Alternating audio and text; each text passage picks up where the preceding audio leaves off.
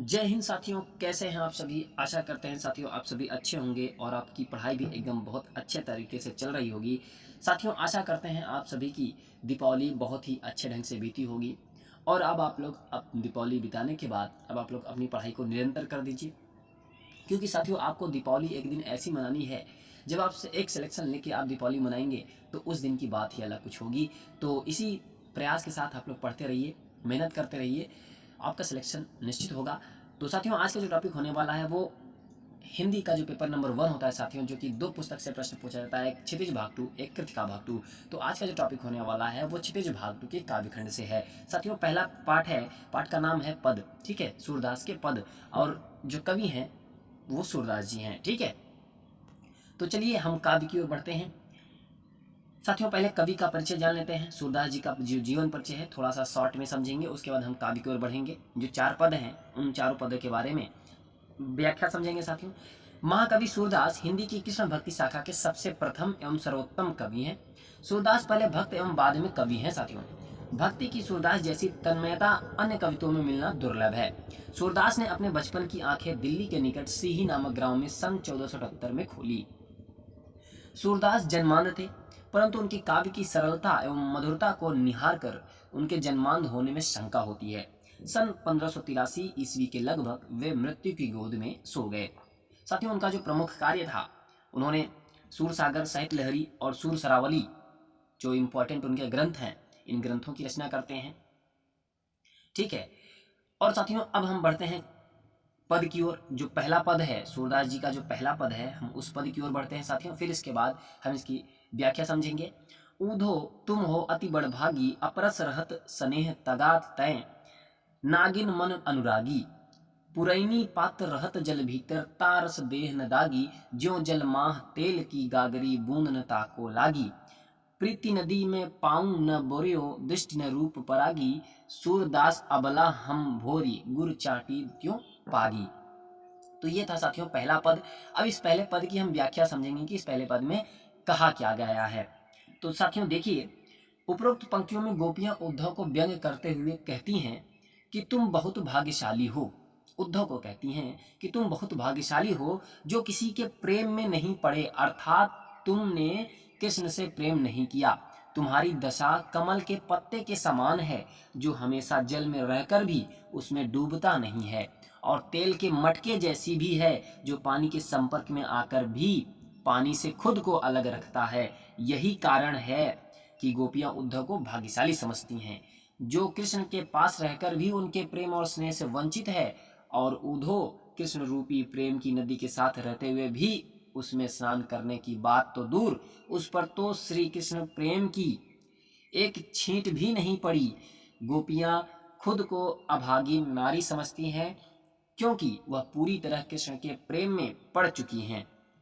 उनके अनुसार श्री कृष्ण के साथ रहते हुए भी उद्धव कृष्ण के प्रेम रूपी दरिया में कभी पांव नहीं रखा, और उनके कभी उनके रूप सौंदर्य का दर्शन नहीं किया। गोपियां कृष्ण के प्रेम में इस तरह पड़ चुकी हैं मानो जैसे गुड़ में चींटियां लिपटी रहती हैं, वह उनके प्रेम में लीन रहती हैं, ठीक है। तो साथियों ये था पहले पद की व्याख्या। अब साथियों बढ़ते हैं दूसरे पद की ओर। दूसरा पद में क्या कहा गया है, पहले पद को समझते हैं, उसके बाद हम व्याख्या की ओर बढ़ेंगे। मन की मन ही मांझ रही, कहिए जाई कौन पे ऊधो, ना ही परत कही, अवधि आधार आस आवन की, तन मन बिथा सही, अब इन जोग संदेश सनि, सुनि सुनि बिरहनी बिरह दही, चाहती होती गुहार जितही तै, उत तै धार बही, सूरदास अब धीर धरही, क्यों मर जादा न लही। तो साथियों ये था आपका जो काव्य नंबर 2 है वो था। तो अब इसके व्याख्या की ओर बढ़ते हैं साथियों। क्या कहा गया है इस काव्य में। गोपियां उद्धव से अपनी पीड़ा बताते हुए कह रही हैं कि जब से श्री कृष्ण गोकुल छोड़कर गए हैं तो उनकी मन की बात मन में ही रह गई है। वे इस आशा में अपने तन मन की पीड़ा को सह रही थी कि जब कृष्ण लौट कर आएंगे तो हमारे सारे दुख दूर हो जाएंगे, और वे अपने प्रेम को श्री कृष्ण के समक्ष व्यक्त करेंगी और कृष्ण के प्रेम की भागीदार बनेंगी। परंतु कृष्ण जी ने हमारे लिए ज्ञान योग का संदेश भेजकर हमारे दुख को और बढ़ा दिया है। जब उन्हें पता चला कि श्री कृष्ण जी लौट कर नहीं आएंगे तो इस संदेश को सुनकर गोपियां टूट सी गई और उनकी विरह की व्यथा और बढ़ गई और उन्हें श्री कृष्ण के रूप सौंदर्य को द्वारा निहारने का मौका अब नहीं मिलेगा। उन्हें ऐसा प्रतीत हो रहा है कि अब वह हमेशा के लिए श्री कृष्ण से बिछड़ चुकी हैं। इसी वजह से गोपियां वियोग में कह रही हैं कि श्री कृष्ण ने हमारे साथ छल किया है और उन्होंने मर्यादा का उल्लंघन किया है, क्योंकि लोग मर्यादा तो यह कहते हैं कि प्यार के बदले प्यार ही मिलना चाहिए। तो ये था साथियों काव्य जो पद है उस पद नंबर 2 की व्याख्या। बढ़ते हैं साथियों पद नंबर 3 की ओर। पद नंबर 3 है साथियों, आप सभी को पीडीएफ जो है ना, पीडीएफ टेलीग्राम चैनल पे मिल जाएगा। वीडियो डालने के बाद 1 घंटे बाद आपको पीडीएफ मिल जाएगा, ठीक है। तो पीडीएफ आप सभी को टेलीग्राम चैनल पे मिलेगा, लिंक मैं डिस्क्रिप्शन में डाल दूंगा, वहां से अपना डाउनलोड कर लीजिएगा। बढ़ते हैं साथियों पद नंबर 3 की ओर। हमारे हरिहारिल की लकरी मन क्रम वचन नंद नंदन उर यह दृढ़ करी पकरी जागत सोवत स्वप्न दिवस निसी कान कान जकरी सुनत जोग लागत हैं ऐसे जो करई ककरी सो तू व्याधि हमको ले आए देखी सुनी न करी यह तो सुरती नहीं ले सौंपे जिनके मन चकरी। तो ये था साथियों काव्य नंबर 3, पद नंबर 3। अब हम इनकी व्याख्या की ओर बढ़ते हैं। व्याख्या में पद नंबर 3 में यह कहा गया है साथियों कि इन पंक्तियों में गोपियां कहती हैं कि हमारे हृदय में कृष्ण के प्रति अटूट प्रेम है, जो कि किसी योग संदेश से कम होने वाला नहीं है। उनका प्रेम हारिल पक्षी की तरह है। जिस प्रकार हारिल पक्षी लकड़ी के टुकड़े को अपने जीवन का सहारा मानता है, उसी प्रकार हमने हरि को भी अपने हृदय के प्रेम रूपी पंजों से पकड़ा हुआ है और हमारे मन में केवल हरि ही रहते हैं। यहाँ तक कि हम सपने में सोते हुए भी हमारा रोम रोम हरि का नाम रटता रहता है। और इसी प्रकार हमें तुम्हारा यह योग संदेश कड़वी ककड़ी की तरह लग रहा है, अर्थात इस संदेश का हमारे ऊपर कुछ असर होने वाला नहीं है। आगे गोपियां कहती हैं कि तुम यह संदेश उन्हें सुनाओ जिनका मन चंचल है और जो श्री कृष्ण की भक्ति में न डूबा हो, और शायद यह संदेश सुनकर उनका मन विचलित हो जाए, पर हमारे ऊपर इस संदेश का कोई असर होने वाला नहीं है। यह गोपियां कहती हैं उद्धव से, ठीक है। अगले पद की ओर बढ़ते हैं साथियों, जो कि पद नंबर 4 है। हरि हैं राजनीति पढ़ी आए समझी बात कहत मधुकर के समाचार सब पाए इक इति चतुर हुते पहले ही अब गुरु ग्रंथ पढ़ाए बड़ी बुद्धि जान जो उनकी जोग संदेश पठाए उधो भले लोग आगे के परहित डोलत धाए अब अपने मन फेर पाइए चलत जू हुते चुराए। तो साथियों ये था पद नंबर 4।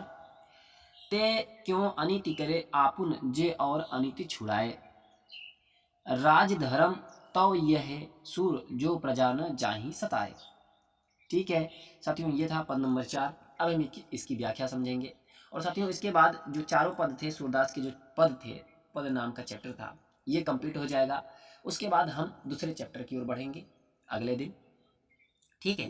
तो ये चारों पद की व्याख्या अब आपको पीडीएफ के माध्यम से मिल जाएगी और यहाँ वीडियो कंप्लीट हो गया। साथियों जब बार बार एक ही बूंद पत्थर पे गिरती है तो वो पत्थर कट जाता है।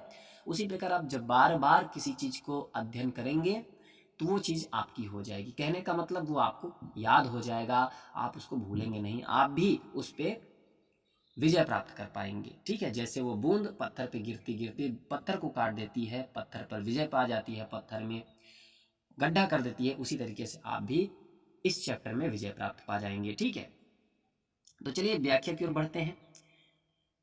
व्याख्या क्या है साथियों? गोपियां कहती हैं कि श्री कृष्ण जी बचपन से ही बहुत चतुर और चालाक थे और अब वह बड़े बड़े ग्रंथ पढ़ने के बाद और भी बुद्धिमान हो गए हैं। वह उद्धव से कहती हैं कि श्री कृष्ण की चतुराई को मानना होगा कि कैसे सब कुछ जानते हुए भी उन्होंने उद्धव को योग के संदेश के साथ भेजा है। इसमें उद्धव का कोई दोष नहीं है, वह तो भले लोगों का कल्याण करके ही आनंद प्राप्त करता है। वह कहती हैं कि मथुरा जाते वक्त श्री कृष्ण अपने साथ साथ हमारा मन भी ले गए थे, अब हमें वह वापस चाहिए। उनके अनुसार श्री कृष्ण अपना राज्य धर्म भी नहीं निभा रहे हैं। एक राजा का यही धर्म होता है कि वह अपनी प्रजा का ख्याल रखे, उनके सारे दुखों को नष्ट करे, किंतु यहाँ पर कृष्ण ही उनके दुख का कारण बन रहे हैं। इसलिए गोपियाँ चाहती हैं कि श्री कृष्ण उनके सामने आकर दर्शन दें, उन पर अत्याचार न करें और उनके हृदय की पीड़ा को शांत करें। तो साथियों ये था आपका चारों पद की व्याख्या।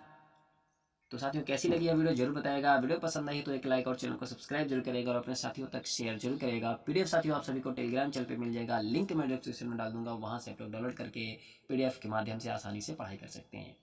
तो साथियों तब तक मिलते हैं अगली वीडियो के साथ, तब तक के लिए नमस्कार।